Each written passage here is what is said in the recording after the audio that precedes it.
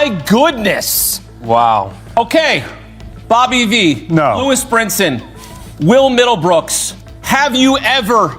No. I mean, look, I am sitting here and trying to understand what I just watched. It was one of the greatest games I've ever seen. Lewis, your initial thoughts here. The Dodgers just came back in a game. This is bonkers. This is insane. Literally, probably one of the best games we'll ever witness watching in the World Series ever. Period. World Series, regular season, anything. One of the best games ever played ever, man. What an effort by both teams. I've said it from the beginning, and I did call the Dodgers in 7 at the beginning, but I took the Blue Jays today. But the Dodgers, once again, man, the right assemblant, the right just cohesive unit of superstars. Just you have the right superstars on this team. You don't just have big names that hit a bunch of homers. You got 3 MVPs at the top, and then 1 through 9. You got guys that just stepped up in a timely manner, and then Yamamoto, man. Period. Dot. Period. Dot. Yamamoto, man. Wow. Bobby, come on. I mean, my goodness. God. Yeah, Watch well. 7 games. And Great games. right, We saw 2 right. in one day. Like the 18-inning game was bonkers. This game, you could argue, was just as crazy.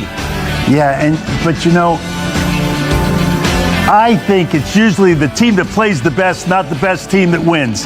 Here, the best team won, but they didn't play the best, and I feel bad for the Jays because in this 7-game series, they played their hearts out. They had a couple tough breaks. And get it, right? This is a guy that nobody wanted, and he had a really great season for the Toronto Blue Jays. Miguel Rojas had not homered since September 19th. September 19th. Of what year? The 9-hole hitter. 7th pitch of the at-bat, a 3-2 count. I mean, this is what dreams are made of. And this was a guy that came into this World Series as a starter late. And here in Game 7, he plays the role of hero because there's many in this World Series, Game 7. What did you see from Miguel Rojas to work the count and just have one of the best at-bats of his life? Yeah, well, I want to rewind, a couple games back. If Andy Paez wasn't playing awfully, Miggy Rojas wouldn't even be in this game because Tommy Edman would be at second, Paez would be in center, and Rojas would be a bat off the bench or a defensive replacement late in games. That was his role on this team.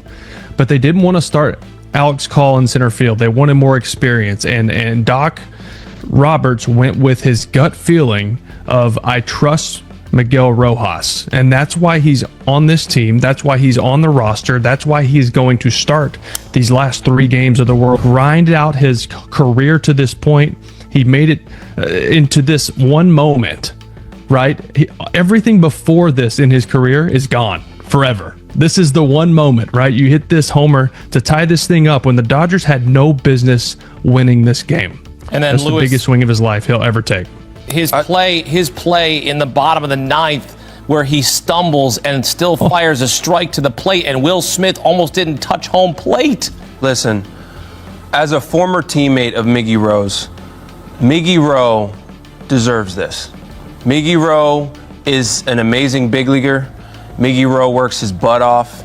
Miggy Rowe is an amazing defender, as you guys saw, witness firsthand of why he was in this game. And I said from the beginning, I'm like, this is a good move. The Dodgers need more defense. They need better defense. And to Will's point, Doc Roberts trusts this guy. Yeah. And I know why from experience.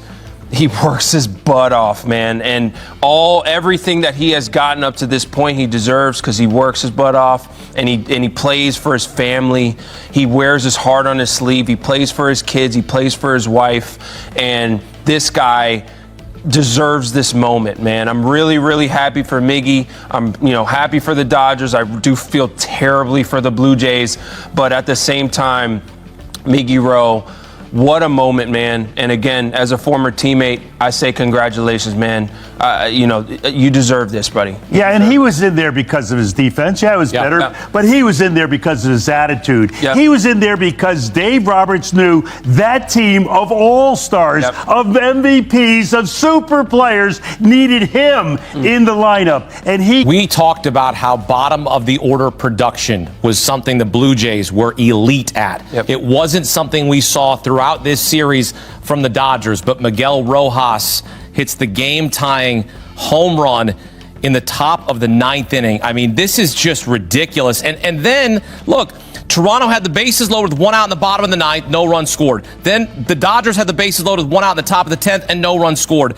And then it's Will Smith, who we're sitting there watching this game. And Lewis, I looked at you and go, I don't want to face him right now. This is scary. Yeah. And then he goes hanging slider and crushes one to left off of Bieber. I mean, the last few games, like Will Smith, there's a reason why he moved up behind Shohei, right? Yep. I mean, been swinging a hot bat. He's had big hits for this team for years now. And again, I just had that feeling, and I'm sure Will did too, and Bobby did, like, I don't know if I want to face this guy. You hang one to face Will Smith, and he came through for his team, man. You talked about lineup changes, right? And the fact that Miguel Rojas was into this game, into this series because of struggles by Andy Pages. Will noted that. Think about the fact that Will Smith moved up because why? Mookie Betts was struggling. They won the World Series. Mookie Betts went 4 for 29 with 2 RBI. Will Smith moved up in the lineup. It's these moments that these guys, these superstars in Los Angeles rise to the occasion because Will Smith didn't miss that pitch and he wasn't going to miss it, Bobby. And at one time, the manager used to get credit for all that. Now people are going to think that this was some backroom decision that moved Mookie down. It was Dave Roberts who had the pulse of that team, who knew that Mookie was a superstar who was struggling and had the guts as a manager to go over to Mookie and say, Mook, I hope you get an RBI, but I don't really believe in you as much as I used to. He might not have said that, but he did move him down, and that gave the credit and the confidence to the other players in his team. Dave Roberts deserves a lot of credit. He won't get it, but he sure deserves it. Will, if I had told you before the World Series that Mookie Betts, a guy you know well, would go 4 for 29 with 2 RBI, would you have told me the Dodgers would have found a way to win the World Series, or you would have said, no, the Blue Jays would probably beat them? Well, when you look at that roster, they always have a chance to beat you, right? That's the beauty of having a team like that, is one of your superstars can be MIA and you can still win ball games, especially when you have pitching like that. And by the way, one of those teams wins or loses. And there were 5 or 6 of those plays over the last 3 or 4 innings that made or broke that team, the game for these teams. So this was one of the most well-played defensive games I've seen in a long time, and it being in Game 7 and part of it being in extra innings made it that much more special. We thought perhaps Bo Bichette would have his moment. He hit the 3-run homer, and we thought maybe that would be one to win it for the Blue Jays. They've had so many epic home runs in their franchise history. Joe Carter in 1993, the last time they won the World Series, was a walk-off. You thought maybe Vladdy would hit one, and he almost did. And Will, when you look back at this Blue Jays team, look, no one expected them to be here. They were listed at plus 6,500 to win the Fall Classic before the season started. I grew to love this Blue Jays team. I didn't like this Blue Jays team when the playoffs started. I was like, the Blue Jays? And then the way they played the game, Will, I fell in love with this team. And now, look, I'm a Cleveland Guardians fan, but I'm heartbroken right now for Blue Jays fans and for that roster that gutted it out every inning to try to bring a trophy to their franchise. This is the style of baseball that unfortunately is an anomaly in today's game, right? It's got to cycle back, and hopefully teams took note of this. And I understand. Look, it most certainly is. Ryan Smith, Doug Glanville, Trevor Scales still reeling from a wonderful Game 7 in that World Series. The Los Angeles Dodgers overcome the 3-2 deficit to get their 9th World Series title in franchise history in an unbelievable way. Epic, instant classic, call it what you want to, but the Dodgers are repeat champions, and they did it in fantastic. I tell you, there is no higher pressure situation than a winner-take-all game. For the Dodgers, it might just be a walk in the park because they have now won 5 straight winner-take-all games. That's tied with those Giants teams of the 2010s for the second longest streak ever. Unreal stuff by those Dodgers. You know that they are built for this.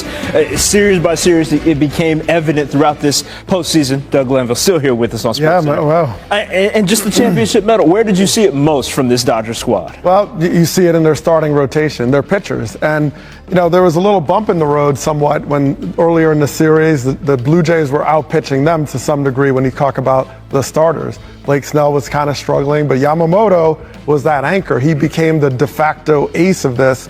And they came back around now in Game 7 where everybody contributed from that rotation. They became their own relievers. And that really separated them from the Blue Jays. Talk about Yamamoto, though, because this is a guy, we said it a couple times there, pitched in Game 6 and yet comes back in Game 7 and does what he does. Put into context what Yoshinobu Yamamoto is doing in this postseason in terms of pitching. I mean, well, first of all, you talk about next level, well, you have to go higher than that. I mean, it's the command, it's the calm. It's the fact that he threw 96 pitches yesterday and then closes this game out. I mean, just mastery. He didn't lose any velocity within the day. He was painting control. I mean, that's almost impossible to do back to back. Every bit of the arsenal was available. Every bit. And he became just the second pitcher. I want to make sure I get this right. Second pitcher in the last 50 years to win 3 World Series games in 1 World Series. But specifically to Will Smith. Him stepping on it on the top of the 11th gives the Dodgers the lead with that solo shot. What did you see him seeing there? Well, Will Smith is highly underrated in some respects, right? 3-time All-Star. So you hear about Ohtani, Betts, and Freeman. Well, Will Smith has been carrying the team earlier in the season. So it's not shocking that he has this kind of pop, but he got hot. Sometimes when he gets in that pull mode, he's got the power to go with it. And he played the hero when it counted tonight with that big decisive homer. This is new on SportsCenter. Will Smith, World Series hero, speaks. Will Smith described that incredible Game 7.